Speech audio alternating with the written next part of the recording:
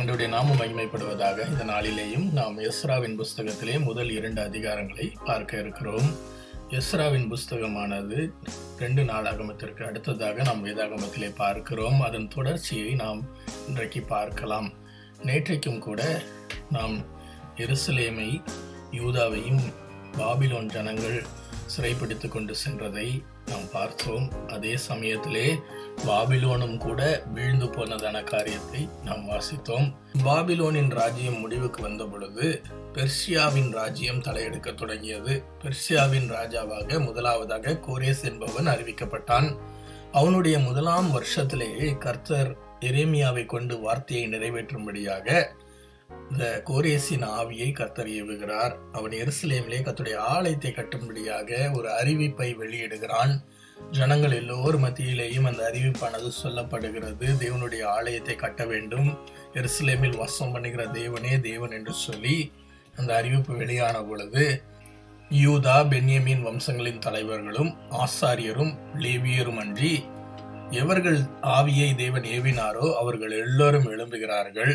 அவர்களை சுற்றிலும் குடியிருக்கிற யாவரும் மன உற்சாகமாய் அவர்களுக்கு காணிக்கைகளை கொடுத்து வெள்ளி பனிமுட்டுகளையும் பொன்னையும் மற்ற வஸ்துகளையும் மிருக ஜீவன்களையும் உச்சிதமான பொருள்களையும் கொடுத்து அவர்கள் கைகளை திடப்படுத்தினார்கள்.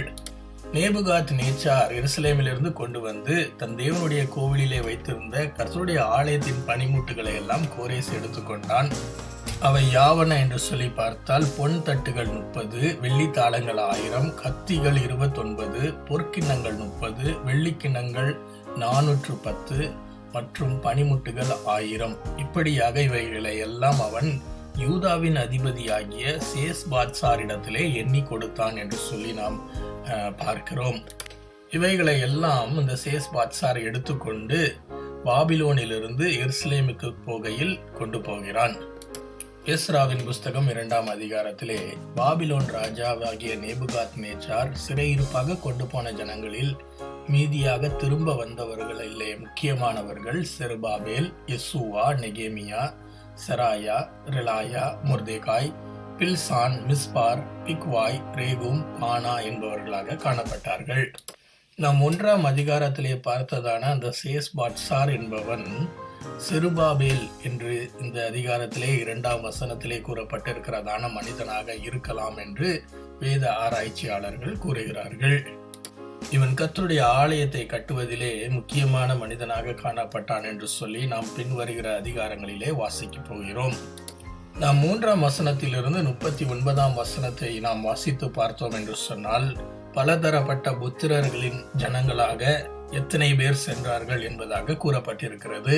இவர்களின் எண்ணிக்கை மொத்தமாக கிட்டத்தட்ட 25,500 பேர் என்று சொல்லி நாம் பார்க்கிறோம். அதை தொடர்ந்து லேவியர்களானவர்கள் 74 பேர் போகிறார்கள். பாடகரானவர்கள் 128 பேர் போகிறார்கள். வாசல் காக்கிறவர்கள் என்று 139 பேர் போகிறார்கள். மாத்திரமல்ல, நீதனிமியரும் சாலமோனுடைய வேலையாட்களின் புத்திரரும் எல்லோரும் 392 பேர் அவர்களோடு போனார்கள்.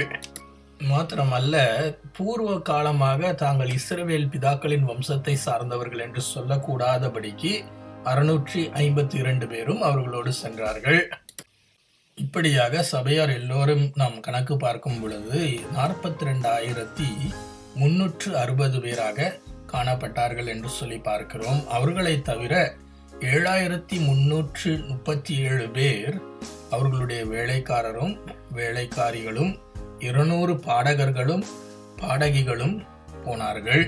அவருடைய குதிரைகள் எல்லாம் 736, அவர்களுடைய கோவேறு கழுதைகளின் எண்ணிக்கை 245, ஒட்டகங்கள் 435, கழுதைகள் 6,720 ஆகியவை மிருக ஜீவன்களாக அவர்களோடு கூட சென்றது.